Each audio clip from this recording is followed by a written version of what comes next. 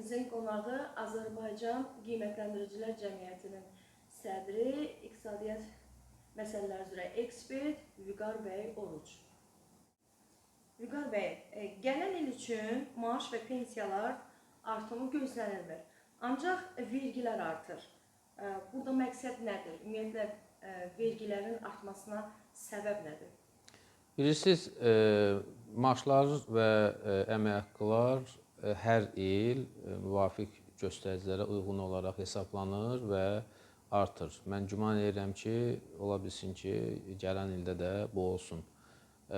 Vergilərə gəlincə isə, vergi siyasətində hal-hazırda optimallaşdırma prosesləri həyata keçirilir və müəyyən, belə deyək ki, istiqamətlərdə həm əmək haqqılardan və gəlirlərdən, vergilərdə və digər istiqamətlərdə bilirsiniz, daşınmaz əmlakın kirayəsindən də hal-hazırda vergilərdə müvafiq dəyişikliklər baş verib. Bütün bunlar ona görə həyata keçirilir ki, ölkədə vergi sistemi daha da təkmilləşdirilsin.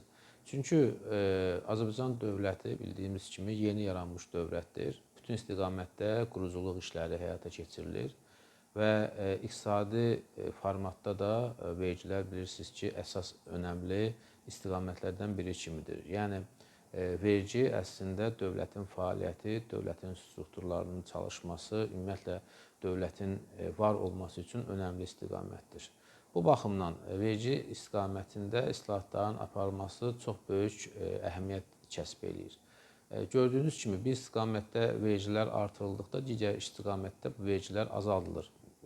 Örnəyin isə misal çəkim, daşınmaz əmlakın fiziki şəxslər tərəfindən kirayəyə verilməsində əvvəllər 14% vergilər tutulurdu. İndi isə ödəmə mənbəyindən vergi 10%-ə endirilib. Hələ belə bir təkliflərimiz də var ki, bu vergi məbləği faiz olaraq biraz da endirilsin ki, vətəndaşlar kirayə münasibətlərinin rəsmiləşdirilməsinə maraqlı olsunlar. Bütün istiqamətlə ölkədə fəaliyyət göstərən, istər sahibkar olsun, istər vətəndaş olsun, əgər vətəndaş da müəyyən iqtisadi fəaliyyət göstərmək istiqamətində addımlar atırsa, mütləq vergi verməyə məcburdur. Çünki hər hansı bir fəaliyyətin qarşılığı olaraq dövlətə vergi verilməsi həmin dövlətin imkanlarının daha da artmasından, qüdrətinin inkişaf etməsindən və bu da dolayısı yolla vətəndaşın imkanlarının artmasına gətirib çıxardan amillərdəndir. Bu baxımdan düşünürəm ki, vergilərin artırılması təkcə mənfi bir tendensiya kimi yox, eyni zamanda dövlətin strukturlarının, dövlətin imkanlarının güclənməsi kimi başa düşülməlidir. Düşünürəm ki, vergilərin artırılması ilə paralel eyni zamanda sosial belə deyək ki, problemlərin həlli istiqamətində də addımlar atılmalıdır və Azərbaycan hökuməti bu istiqaməti də unutmur və hər belə deyək il bu istiqamətdə büdcədən müvafiq ayırmalar ayrılır və düşünürəm ki, yenə də bu istiqamətdə il boyu gələn 26-cı ildən söhbət gedir, addımlar atılacaq. Əsas məqsəd Azərbaycan vətəndaşının hal-hazırda sosial-iqtisadi durumunun daha da inkişaf etdirilməsidir, onun problemlərinin həll olunmasıdır. 26-cı il təkcə bizdə deyil, eyni zamanda bütün dünyada maliyyə problemlərinin, iqtisadi çətinliklərinin olacağı bir il kimi qarşılanır və burada həm bir müddət əvvəl baş verən pandemiya, iqtisadi fəaliyyətsizlik, həm qlobal maliyyə böhranı, habelə dünya iqtisadi gücləri arasında iqtisadi savaş, beynəlxalq problemlər və bütün digər bu məsələlər əsas rol oynayır. Düşünürəm ki, Azərbaycan dövləti bütün dövrlərdə qarşısına çıxan problemləri həll etmək iqtidarında olduğunu göstərib 26-cı ildə ölkə vətəndaşları üçün bu problemlərin həlli ili və eyni zamanda qarşılaşdıqları iqtisadi çətinliklərə sinə gərmək ili olacaq. Vüqar bəy, daşınmaz əmlakına kirayə verən şəxslər də vergi ödəyəcək dediniz. Maraqlıdır, bax, bu belə deyək, xüsusən də kira evlərdə yaşayan insanlar bəs vergi verilən zaman özləri də ən azından belə deyək də bu vergi əsasındamı yoxsa ümumiyyətlə kira haqlarını yenidən dövlətdən müəyyən bir faizini ala biləcəklərmi? Bilirsiniz, söhbət ondan gedir ki, bir çox istiqamətlərdə əlavə dəyər vergisinin geri qayıtması planlaşdırılır. Təbii ki, kirayə münasibətləri əlavə dəyər vergisi tələb edən münasibət deyil. Bu, fiziki şəxslər arasında onların belə deyək, əmlaklarının kirayə verilməsi ilə bağlı bir münasibətdir.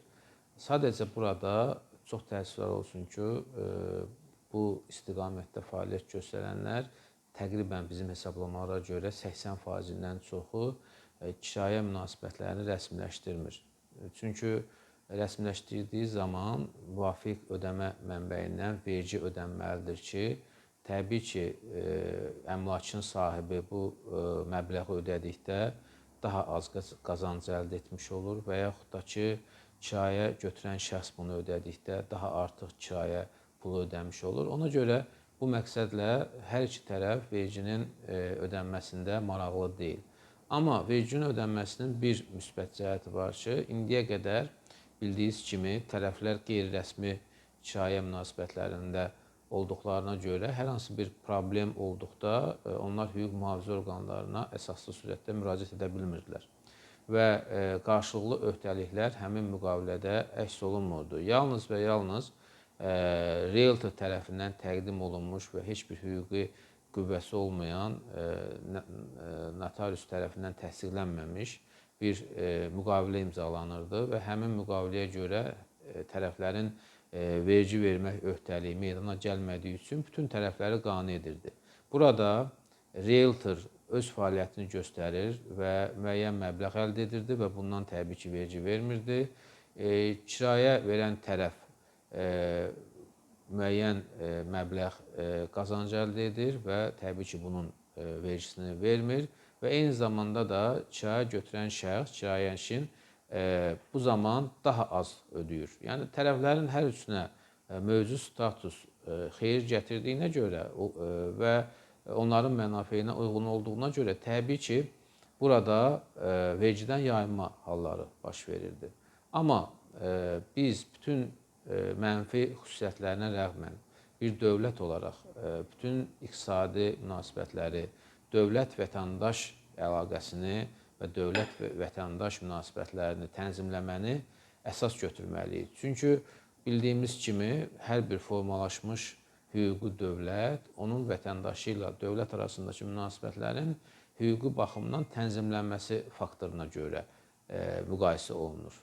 Təəssüflər olsun ki, bir çox fəaliyyət növləri hələ də dövlət tərəfindən hüquqi tənzimləmə istiqamətində nəzərə alınmayıb. Və bu baxımdan hesab edirəm ki, kirayə münasibətləri əgər nəzarətə götürülərsə, hər hansı bir hüquqi problemlərin meydana çıxdığı zaman qanuna uyğun şəkildə bu problemlər həll olunarsa, ümumiyyətlə Azərbaycan vətəndaşı gəlir əldə etdiyi zaman ondan vergi verməyi öyrənərsə, bu vətəndaşın özünə də xeyirlidir, dövlətimizin büdcəsinə də xeyirlidir. Çünki biz qara büdcəni, qara belə deyək ki, pulları şəffaflaşdırmaq, ağartmaq istiqamətində addımlar atan bir dövlətik və vətəndaşlarımız da çalışmalıdır ki, öz gəlirlərini gizlətməyə əvəzinə ondan vergilər verməklə həm dövlətin müvafiq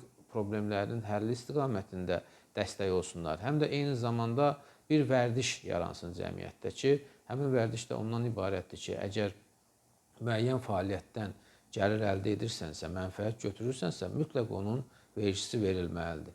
Düzdür, burada belə bir fikirlər də var, proqnozlar da var ki, vergilər olduğu zaman bahalaşma, qiymətlərin artması baş verəcək. Amma müəyyən bir müddətdən sonra bu artım olsa da burada stabilləşmə hissi olunacaq. Çünki əvvəllər ödənişləri vergisiz nəzərə alan tərəflər indi artıq onlara aydın olacaq ki, məhz kirayə münasibətlərində daha bir tərəf var. Yəni dövlət var və onun vergisi verilməlidir. Və bu fəaliyyətin özü dolayısı yolla vergilər bilirsiniz ki, vətəndaşa təhsillə, sığorta ilə, sonra müxtəlif ictimai xərclərin ödənməsi ilə, müxtəlif sosial problemlərin həlli ilə geri dönür. Yəni vergini təbii ki, vətəndaşlar yenidən öz həyatında müsbət mənada hiss etməlidir.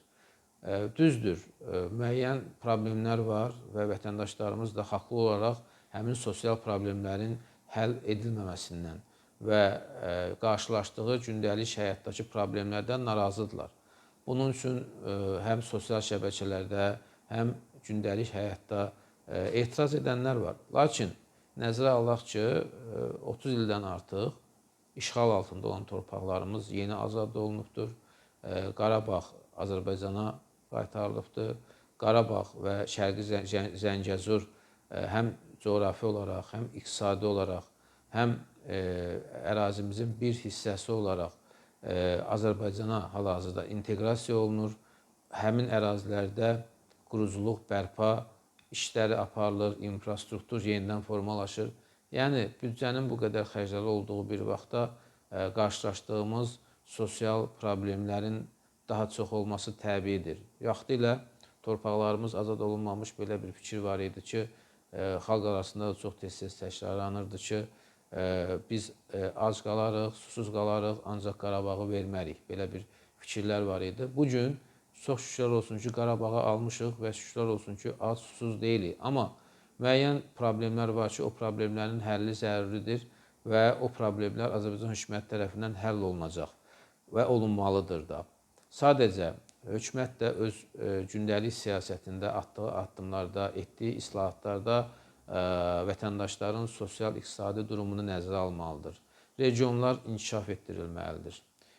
Bakı şəhərində söküntüyə belə deyək, uyğun görülmüş binaların sakinləri narazı qalmamalıdır. Onların bu və digər istiqamətdə mənzil problemləri həll olunmalıdır. Eyni zamanda bilirsiniz ki, çoxlu yeni qurulmuş ailələr var ki, gənc ailədən söhbət gedir. Onların mənzil əldə etmə imkanları hal-hazırda yoxdur. Onlar üçün müvafiq sosial proyektlər, layihələr düşünülməlidir. Yəni, təbii ki, başda cənab prezident olmaqla Azərbaycan hökuməti ölkə əhalisinin problemlərini həll etmək istiqamətində ciddi şəkildə fəaliyyət göstərir. Və təbii ki, bu fəaliyyət yerlərdəki məmurlar tərəfindən də nəzərə alınmalıdır və bugün Azərbaycan regionlarında, bölgələrində fəaliyyət göstərən, idarə edən məmurların ilk tapşırığı, ilk məqsədi o olmalıdır ki, rəhbərlik etdiyi qurumların, rəhbərlik etdiyi, belə deyək, idarə etdiyi strukturların bütün fəaliyyəti xalqın, vətəndaşların problemlərinin həllinə yönəldirsin.